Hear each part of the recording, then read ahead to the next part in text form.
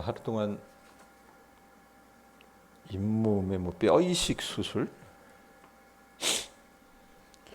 그래서 뼈 이식 수술을 받고 며칠 우리가 한 이틀 정도 새벽 기도를 쉰 다음에 오늘 말씀을 보려고 하니까 중간에 무슨 일이 일어났는지 잘 이해가 안 돼요. 그래서 그 중간 이야기를 여러분들에게 좀 오늘 말씀을 좀 보려면 알아야 되기 때문에 중간 이야기를 먼저 하고 좀 이 말씀을 보는 게 좋을 것 같습니다. 6장 1절 한번 보세요. 6장 1절에 보면 자, 이 성령 충만한 예루살렘 교회, 초대 이 교회에 문제가 발생하기 시작합니다. 6장 1절 한번 보세요. 7장 보셨으니까 6장 1절에 보면 어떤 일이 일어납니까? 그때에 제자가 더 많아졌는데 헬라파 유대인들이 자기의 과부들이 매일의 구제에 빠짐으로 히브리파 사람을 원망했다라고 하는 표현이 있습니다. 자, 예루살렘 초대교회는요, 이 성령 충만하고 이 또 여러 가지 어떤 이 기적과 이런 일들이 많아지면서 좋은 일도 많았지만 문제점들이 생기기 시작을 했어요. 그게 뭐냐면 제자의 수가 많아진 건 좋은 일이었지만은 그 과정에서 교회가 이전에 직면하지 않았던 문제들에 이제 이들이 봉착하게 됩니다. 대표적인 게 뭐냐면 이제 헬라파 과부들이 매일의 구제에서 소홀히 여김을 받는 거예요. 헬라파 유대인들이 이 히브리파 사람들을 자기네들이 소홀히 여김을 받았기 때문에 이 헬라파 유대인들이 히브리파 사람들을 어떻게 해요? 원망했던 겁니다. 이게 무슨 말이냐면 무슨 헬라파는 뭐 히브리파는 뭐냐? 제가 2007년인가 그 북한의 금강산을 간 적이 있었어요. 근데 그때 지금도 이제 기억에 남는 일화가 있는데 그게 뭐냐면 우리 어머니를 제가 모시고 갔거든요. 근데 우리 어머니 무릎이 안 좋아서 제대로 이제 걷지도 못하고 이제 꾸역꾸역 그 금강산을 올라가는데 본인이 이렇게 보시면서 옆에 사람을 보시면서 자기가 부끄럽다고 표현하신 부분이 있었어요. 그게 뭐냐면 60세 딸이 90세 아버지를 모시고 왔어요. 근데 그 아버지가 소원이 뭐였냐면은 자기 죽기 전에 평생에 죽기 전에 자기 고향 땅 이북의 금강산을 밟고 죽는 게 소원이었습니다. 근데 놀라운 건 뭐냐면 그렇게 모시고 왔는데 그 90세 된 노인이 걸어 올라가시는 거예요. 예? 제가 뭐 얘기하려고 그랬냐면 그 모르겠어요. 지금의 이제 그 실향민들 거의 다 사라지시긴 하셨지만 이 북에 자기 고향을 두고 오신 이 실향민들에게는 어떻게 보면 금강산 같은 경우는 성지 중에 성지입니다. 그곳 한번 발 딛고 이렇게 이 자기 인생을 마감하는 게 소원이라는 얘기입니다. 어떤 얘기를 하려고 했냐면 헬라파는 뭐고 뭐 히브리파는 뭐냐? 이 이스라엘 백성들이요 지금 이 로마의 압제에 있잖아요. 피식민지 이 지배 민족이 아니란 얘기입니다. 피지배 민족이에요. 억압을 당하다 보니까 이들이 다 흩어져 버렸어요. 수백 년 동안. 그러다가 자기네들에게 소망이 뭐였냐면은 마치 거의 늙어 죽을 때가 돼서 금강산이라도 한번 밟고 죽어야 되겠다라고 하는 그런 어떤 소망이 있었던 것처럼 우리나라 사람들에게 이들에게도 소망이 뭐였냐면 자기네도 고향에 한번 발 딛고 살아봐야 되겠다고 생각을 해서 이 헬라라고 하는 것은 그리스 쪽이잖아요. 그쪽에서 살던 이 유대인들이 어떻게 이주해 온 거예요. 예루살렘으로. 이주해 왔는데 어떤 일들이 벌어집니까? 이 사람들이 뭐 왔을 때 여러분 돈 많이 들고 왔겠어요? 다 헐벗고 굶주린 사람들이었기 때문에 이들이 여러분 경제적 자립을 제대로 하지 못했습니다. 그렇기 때문에 이 예루살렘 초대교회가 커지기 시작을 하면서 이들을 구제를 했는데 이게 의도했는지 아니면 의도하지 않았는지는 모르겠지만 그 가운데서 헬라 출신의 과부들이 구제의 대상에서 종종 빠지는 일들이 일어난 겁니다. 네? 그래서 이 헬라파 사람들이 히브리파 사람들을 원망을 해대기 시작을 한 거예요. 어떻게 이럴 수 있느냐? 네? 이 일이 커지기 시작을 하니까 여기서 웅성웅성되고 저기서 웅성웅성되니까 사대질하고 이랬겠죠. 그러다 보니까 사도들이 이 문제를 같이 논의하고 결정해서 내린 내용이 뭐냐면 자 예루살렘 초대 예루살렘 교회 7 집사를 뽑습니다. 그 7집사 가운데 대표적인 사람이 누구예요? 스데반이라고 하는 사람입니다. 예? 근데 스데반이 뽑혔는데 어떤 일들을 행하냐면 사도행전 6장 8절 보세요. 자, 이런 문제 때문에 7집사를 뽑았는데 그 뽑힌 사람 가운데 대표적인 사람이 스데반이라고 그랬어요. 그죠? 스데반에게 어떤 일이 있었느냐? 6장 8절 보세요. 사도행전 6장 8절에 뭐라고 얘기합니까? 읽어보세요. 스데반이 은혜와 권능이 충만하여 큰 기사와 표적을 민간에 행했다 그랬어요. 이 사람도 어떻게 뽑힌 사람이었는데요. 정말 이 사람도 은혜와 권능이 충만해서 큰 기사와 표적을 민간에 행했던 모양이에요. 그러면서 이제 사람들하고 이렇게 유대인 교포들과 논쟁을 하게 되는데 성령 충만한 스데반을 이 교포들이요 당해내지 못하는 거예요. 여러분, 이 사람들이 외국에 살다가 이 자기네들 예루살렘으로 왔었기 때문에 아까도 얘기했지만 금강산에 대한 어떤 동경하는 마음이 우리 조선 민족에겐 있는 것처럼 이 오랫동안 이 타지 생활에다 온 사람들에게는 성전에 대한 아주 그냥 굳은 신앙이 있었어요. 예루살렘 성전. 예? 이것 아니면 안 된다는 그런 신앙이 있었어요. 근데 스데반은 여러분 그 성전 신앙의 어떤 허상을 다 드러냈거든요. 그러니까 이걸 가지고 얘기를 하니까 어떻습니까? 이 교포들이 스데반이 은혜와 권능이 충만해서 큰 기사와 표적을 행하고 그렇게 그들 앞에서 하나님의 말씀을 전하니까 당해내지를 못하는 거예요. 그래서 어떻게 합니까? 저거 마음에 안 들어. 그래서 사람을 사가지고요 스데반을 고소합니다. 그 고소 내용이 뭐냐면 6장 11절 보세요. 6장 11절에 어떻게 고소합니까? 사람들을 매수하여 말하게 하되, 그러고 이 사람이 뭐 한대요? 모세와 하나님을 모독하는 말을 하는 것을 우리가 들었노라 하게 하고. 예수님도 이렇게 당하셨잖아요. 똑같이 하는 겁니다. 스데반을 공회에 고발하고 이 사람이 이런 일들을 행했다라고 얘기를 하니까 사내들인 법정에서 스데반을 어떻게 해요? 잡아들여요. 잡아들여가지고 소위 말하면 재판을 하기 시작을 한 겁니다. 재판을 하는데 스데반이 먼저 진술한 것을 가지고 이제 오늘 우리가 읽었던 7장 1절부터 이 내용이 시작이 되는 거예요. 이 스데반 집사를 여러분 고소하는 내용은 두 가지예요. 뭡니까? 성전과 율법을 거슬러 말했다는 겁니다. 성전을 헐고 모세의 율법을 고치겠다고 말한 이 예수님의 추종자로서 자기네들이 여러분 붙들고 있었던 게 뭐예요? 모세. 그리고 하나님. 그 하나님에 대해서 신성 모독의 발언을 누가 했다? 스데반이 했다고 그래요. 그러니 여러분 유대인들이 쳐죽일 놈이죠. 데리고 와. 이래놓고 어떻게 해요? 법정에 세워놓고 이제 심문을 하는 장면이에요. 그러면서 7장 1절에 보면 그 고소 내용이 사실인지를 묻잖아요. 7장 1절 한번 보세요. 뭐라고 얘기합니까? 대제사장이 이르되 이것이 사실이냐 묻죠. 그런 과정 속에서 얘기하는 거예요. 야, 너 성전을 모독하고 모세 율법을 모독했어. 이건 맞아 틀려 묻는 거예요. 그랬을 때 스데반이 이제 대답하는 내용이에요. 2절부터가. 예? 그러면서 스데반이 하고자 하는 내용이 뭐냐면 이 굉장히 길어요. 스데반의 설교 7장 보면. 근데 아주 명문입니다. 명문인데 스데반도 알고 유대인도 아는 자신들의 어떤 구속사를 다 이야기하면서 이 사람들이 하는 그 자기에 대한 고소가 부당하다라고 하는 것을 얘기합니다. 예? 그러면서 구속 역사를 회고하는데 2절 3절 한번 보세요. 거기 보면 뭐라고 얘기합니까?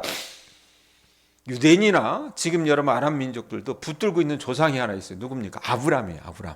아브람에 대해서 얘기합니다. 스데반이 이르되 여러분 부형들이여 들으소서 그래놓고 아브람 얘기를 해요. 우리 조상 아브라함이 하란에 있기 전 메소포타미아에 있을 때 영광의 하나님이 그에게 보여 이르시되 내 고향과 친척을 떠나 내가 내게 보일 땅으로 가라 하시니. 자, 자기들의 조상 이 아브라함 정말로 아주 그들이 붙들고 있는 그 아브라함에 대해서 스데반이 얘기하는데 아브라함이 고향과 친척과 아버지의 집을 떠난 것은 누가 명령하신 거예요? 거기 말씀해 보면 뭐라고 얘기합니까? 우리 조상 아브라함이 하란에 있기 전 메소포타미아에 있을 때 누가 그에게 보였대요? 영광의 하나님. 하나님이 그에게 나타나셔서요. 야, 너의 고향과 친척과 아버지의 집을 떠나.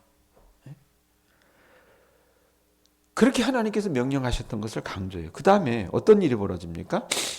그 명령에 아브라함이 어떻게 반응해요? 4절 보세요. 아브라함이 갈대아 사람의 땅을 어떻게 했대요? 떠나. 그 다음에 어디에 거하대요? 하란에 거하다가. 자, 바로 여러분 가나안으로 왔어요? 그게 아닙니다. 중간에 하란에 거했어요. 거하다가 그의 아버지가 죽음에 그래놓고 거기 누가 붙어요?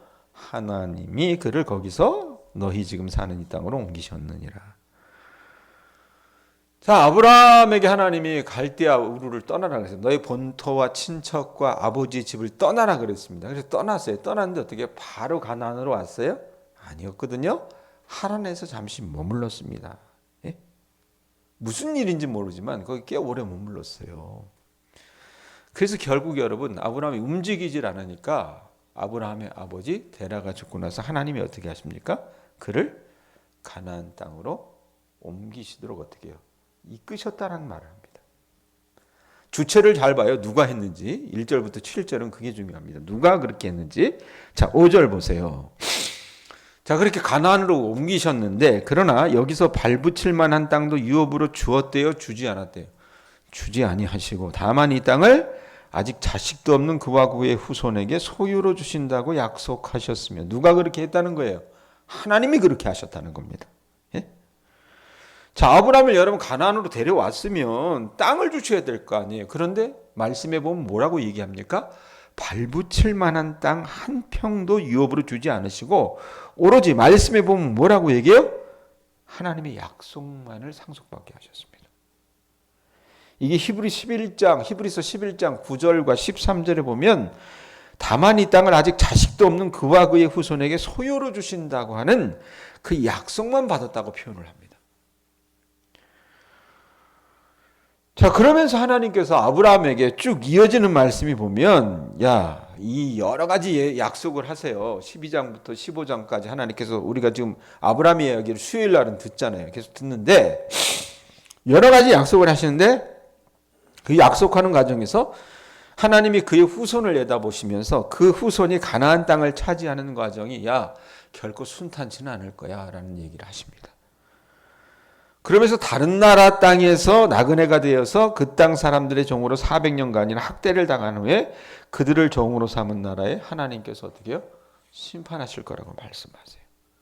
그러고 나서야 아브라함의 자손들은 비로소 그 학대한 나라에서 이끌려 나와가지고 가나안 땅에서 하나님을 섬기게 될 것이라고 말씀하는 것이 그 다음 말씀이라고 말입니다. 6절에서 7절 보세요. 그 내용인데 한번 보세요. 하나님이 또 이같이 말씀하시되 그 후손이 다른 땅이 어디겠어요? 애굽 땅에서 나그네가 되리니 그 땅 사람들이 이 사람들을 종으로 삼아서 400년 동안을 괴롭게 하리라. 430년 동안을 괴롭게 하죠. 그렇게 하시고 그러고 나서 어떻게 하신대요? 또 이르시되 종상는 나라를 내가 심판하시리니 하나님이 심판하시리니 그 후에 그들이 나와서 이곳에서 나를 섬기리라. 이 말씀을 하신다고 말입니다. 이게 아까도 말씀드렸지만 창세기 12장에서 15장까지의 말씀을 다 요약을 하는데 이 내용을 보면서 여러분 우리가 봐야 될 게 뭐냐? 길다 그랬어요. 이 스테반의 설교가 기는데 오늘 말씀 가지고 여러분 그냥 볼 건 뭐냐면 이 모든 주체가 누구라 그랬어요? 아브라함이라 그랬어요? 하나님이 그렇게 하신 거라고 했잖아요. 떠나라고 하신 것도 하나님이셨고 중간에 아브라함이 잠시 머물렀을 때 그 아브라함을 다시 옮기신 것도 하나님이라 그랬습니다. 모든 일들 가운데 주체가 하나님이에요. 근데 우리 눈에 보면 어떻습니까? 사람이 여러분 터진 게 입이라고 어떻게 해요? 처녀가 애를 낳아도 할 말이 있다고 다 사람들은 자기 변명이 있어요. 인간들은 자기 변명이 있습니다. 그렇기 때문에 하나님이 일하시는 것 같이 안 보이는 부분들이 아브라함의 일대기에도 있다고 말이에요. 예? 그래서 우리 인간의 보기에는 긴장도 있고 하나님이 어떻게 부재하시는 것도 같고 지체하시는 것도 같지만 그게 아브라함에 의해서 보여지지만 그건 여러분 어디까지나 인간의 연약함 가운데 나타나는 어떤 현상이지 실제 그 여러분 일하시는 하나님은 그렇지 않다는 얘기입니다. 그런 상황 속에서도 하나님은 어떤 분이시냐? 하나님이 아브라함에게 약속하셨죠. 그 약속하신 것을 성취하시는 하나님이라고 하는 것을 오늘 말씀을 통해서 보여준다는 얘기입니다. 그거 여러분 하나 기억을 하세요. 아셨어요? 자, 그 다음에 8절 보세요. 그렇게 일하시는 하나님 앞에 아브라함이 어떻게 반응합니까? 할례의 언약을 아브라함에게 주셨더니 뭘 주셨대요? 할례의 그 다음에 거기다 어떤 말이 붙어요? 언약. 예? 언약, 계약 정도로 생각을 하시면 될 것 같아요. 아브라함에게 주셨더니 그가 뭐 했대요? 아브라함이 이삭을 낳아 여드레 만에 뭘 했대요? 할례를 행했대요. 그래놓고 이삭이 야곱이 우리 12조상을 낳으니라 이렇게 얘기를 해요. 자, 하나님이 아브라함에게 왜 할례를 행하게 하셨을까? 근데 그 할례라고 하는 말을 쓰면서도 어떤 말이 붙어요? 할례의 언약이라고 하는 말이 붙습니다. 자, 이건 뭐냐면, 자, 아브라함, 넌 내가 시키는 대로만 해. 이 꽉 다물고 이렇게 하시는 게 아니에요. 우리 하나님이 인격자시잖아요. 그렇기 때문에 이 아브라함을 그저 약속의 수혜자이신 분으로 머물게 하시는 것이 아니라 이 언약, 즉 계약의 당사자로 격상을 시키는 거예요. 그래서 어떻게 합니까? 할례의 언약을 아브라함에게 주셨더니 아브라함이 어떻게 해요? 이삭을 낳아가지고 여드레 만에 뭘 했대요? 할례를 행했다 그러잖아요. 예? 그러니까 아브라함을 여러분 동등 어떤 비슷한 자격의 그런 계약 당사자로 하나님께서 세우신 거예요. 그리고 아브라함은 그 하나님의 뜻을 알고 자식을 낳아가지고 여드레 만에 할례를 행함으로써 자기가 어떻게 해요? 하나님 나에게 이렇게 은혜를 베푸시니까 내가 하나님 그 은혜 베푸신 것에 대한 보답으로 성별된 백성으로 살겠다고 하는 결의를 다짐으로써 어떻게 합니까? 할례를 베푸는 겁니다. 예? 약속의 수혜자로 살아가겠다고, 하나님의 동역자로 살아가겠다고 아브라함이 반응하는 거라고 말입니다. 그러고 나서 아브라함, 이삭, 야곱의 이 3대는 이스라엘 조상 가운데 어떻게 보면 이상적인 순종의 세대를 구성한 겁니다. 하나님 앞에 순종했던 그 3세대예요. 출발은 굉장히 좋았다고 스데반이 얘기를 하는 겁니다. 얘기를 하는 건데 그 다음 보세요. 9절부터 이어지는 요셉의 이야기에서부터는 죄송스럽지만 이 한 50절까지 보면요. 반역과 불순종의 역사. 하나님은 성실하신 분이에요. 그런데 인간이 어떻습니까? 그나마 아브라함이나 이삭이나 야곱은 그래도 순종의 세대였다 그랬어요. 예? 그런데 이 야곱의 12아들이 보면 물론 그 씨를 준 건 야곱인 것 같아요. 12아들부터는 어떻게 합니까? 반역하고 불순종했어요. 9절 한번 보세요. 뭐라고 얘기합니까? 여러 조상이 누구를 시기했대요? 요셉을 시기하여 애굽에 팔았더니 하나님이 그와 함께 계셨다는 표현이에요. 자, 여러 조상이 누구겠어요? 야곱의 자식들이 몇 명이었습니까? 딸 하나 빼고 12이었죠. 예? 그들을 말합니다. 야곱의 12아들을 얘기하는데 그들이 어떻게 해요? 요셉을 시기해서 애굽에 팔았다라는 얘기입니다. 우리는 뭐 그냥 쉽게 보죠. 애굽에 팔았다. 예? 인신매매했다는 거예요. 예? 자, 그런데 어떤 일이 있어요? 우리 같으면 여러분 내가 인신매매를 당했다고 생각을 해보세요. 형들이 나를 미워해가지고요. 그냥 팔아고 그랬어. 어디 새우 잡는 데다가 어선에다 팔았다고 생각해요. 그럼 그 사람 인생이요. 세상 말로 목사가 그런 말 써서 미안해요. 그 사람 팔자가 어떻게 되겠어요? 자기 인생 비관하면서 거기서 죽어가겠죠. 그런데 여러분 말씀 보면 뭐라고 얘기합니까? 애굽에 팔았더니 어떤 일이 벌어져요? 누가 그와 함께 계셨대요? 하나님이 그와 함께 계셔. 요셉과 함께 계셨다는 얘기입니다. 그러고 나서 그 뒤에 이야기 우리가 잘 아는 거예요. 하나님이 여러분 모든 환난에서 요셉을 구출해내셔서 마침내 요셉을 어떻게 세우십니까? 애굽의 치리자로 세우십니다. 총리로 세우세요.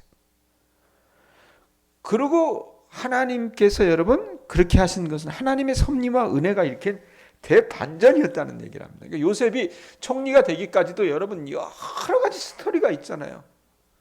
주인마님이 같이 자자 그랬는데 어떻게 해요? 앉아가지고 감옥에 갇히고요.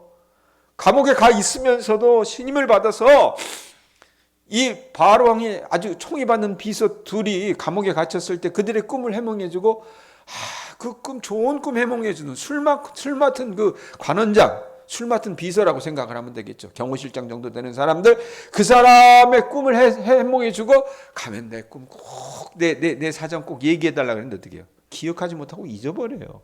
그리고 또 몇 년의 시간 동안 잊혀진 존재가 됩니다. 그런데 하나님이 어떻게 하세요? 그 모든 것들 가운데 역사하셔서 어떻게 하십니까? 예? 하나님이 대반전을 일으키신다고 말입니다. 10절 보세요. 10절 보세요.